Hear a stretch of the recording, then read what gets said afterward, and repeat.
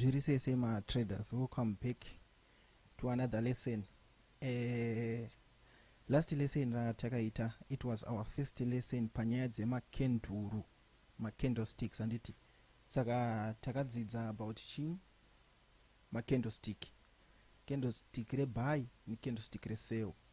Tikati regreen rinenge riri rebuy, rered nderesell handitika, right. Then takadzidza isusu kuti highest price yatapedzera kusvika inonzi high, uku kuzasi uku inonzi low. Zvakafanana pacandlestick rebuy resell. Zvinozosiyana paanovhura nepaanovhara. Tikati candlestick rebuy rinovhurira pasi roclosera padenga, resell rinovhurira padenga roclosera pasi. Ndo musiyano wacho. Ichi chiri pakati chakafuta ichi ndo body, muviri wekenduru. Aka kamusu aka kanonzi ka week kana kuti ka shadow handitika. Ndo zvatikadzidza. Kune vasati vaona video rachona munokwanisa kuscrolla muenda munoriona rakanzi lesson number 1, candlestick patterns for beginners. Rakanzi candlesticks for beginners handitika, right. Nhasi takuti dzikise gejo mbichana, takuenda paanonzi candlestick patterns.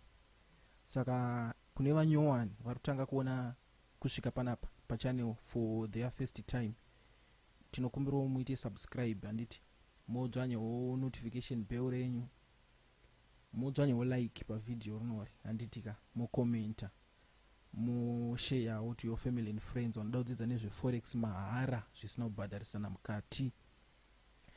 Kune vari kuda kutibata pawhatsapp, munopinda mudescription tine link channel yedu pawhatsapp, channel yedu patelegram nelink repafacebook page pedu handitika, right. Kune vari kuda kugadzira futi maaccounts eforex, link taisa mudescription. Vari kufesa machallenges munotibata pawhatsapp, number taisa futi mudescription. Saka tisida kukutambisa time, ngatijambire pamakenduru atinoda kustada nhasi handitika. Make sure mamabata, handina kuya neakawanda zvangu, akawanda but ndauya ne8 akanyanyokosha chona.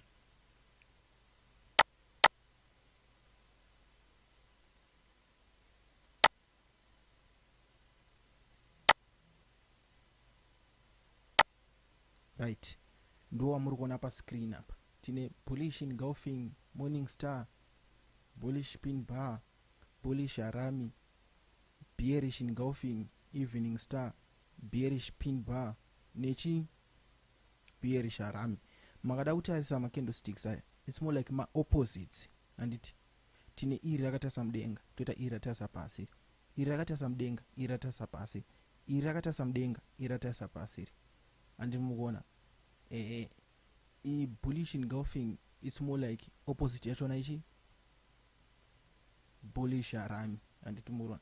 Tikati bearish engulfing, opposite yachona bearish harami handi mukuona, right. Ngatichiendei kumacharts kwedu, ngatitange ine bullish engulfing handitika. Toya totsvaga pamacharts pedu engulfing iro rirapa iri.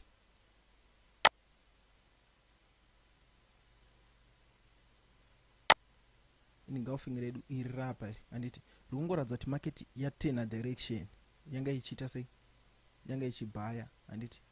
Zvikaita gadzira pattern, moment yatagadzira pattern market yabvaita sei, yabva yasela.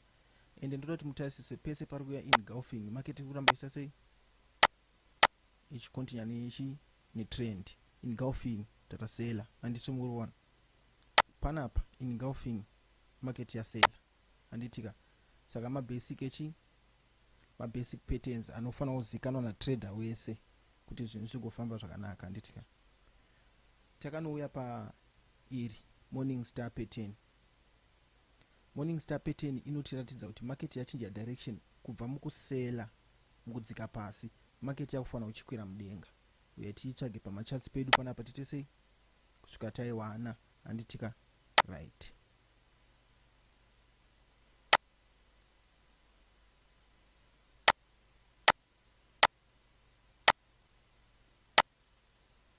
Iri apa iyi handiti, market yedu yasela.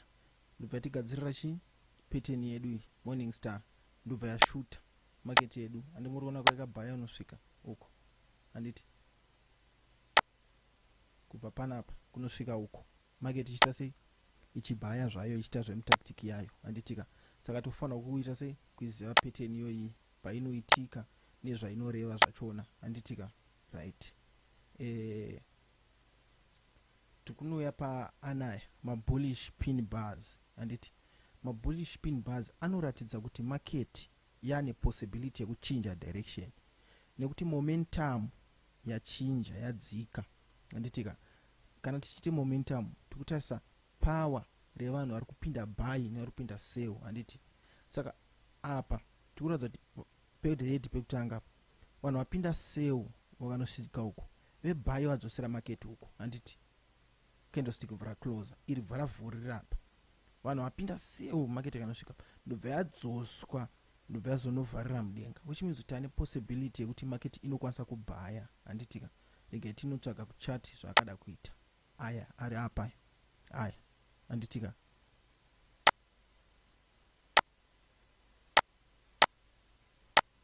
apa handimuona market yakasela ndobva yasela vebuy mva vaipushira mudenga vesell vatrai kusela vebuy yapushira mudenga sell vatrai kusela buy chirwisana but market yakazongoita sei chinja direction handimuona ndo zvarinotiratidza mukamaona tanga kuitika pamacharts momaziva kuti market yapedyo nekuita sei nekuchinja direction.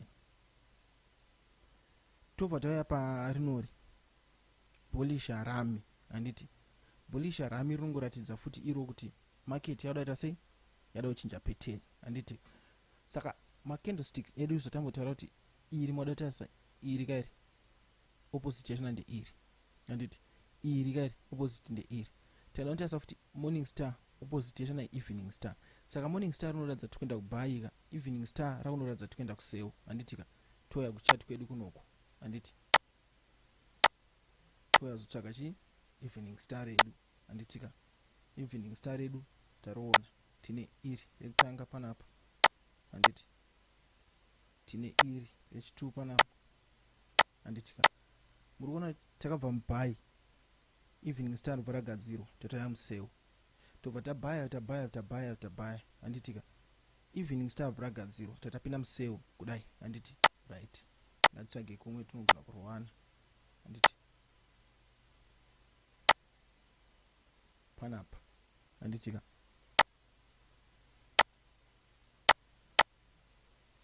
tabhaya panapa evening star pattern ragadzirwa tava tasela handitika ndo zvazvirikuita sei zvazviri kureva tobva tauya panapa handiti pabearish chi engulfing handiti ndo iri ramuri kuona apa iri handitika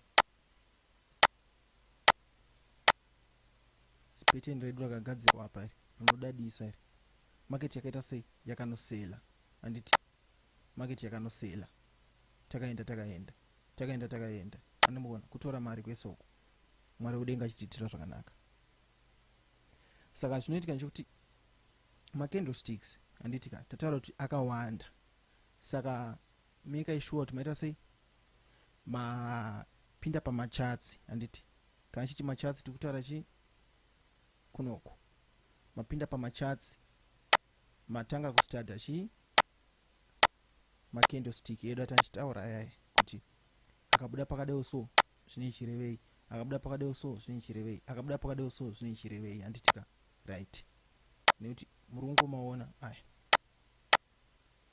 evening star redu handitika pindai muchita sei muchiona muchistada kuti zvinenge zvichifamba sei the more yamunostadawo the more forex padzinoita sei padzinopinda muropa handitika nekuti uchapedzera wakuungomaziva macandlesticks paanobuda hazvina basa kuti ubate masita nemusoro but unofanira kungonzwisisa kuti akabuda zvakureva kuti takutsvaga chi buy kana kuti takutsvaga sell pakabuda iri tikutsvaga buy kana titsvaga chi titsvaga sell handitika right.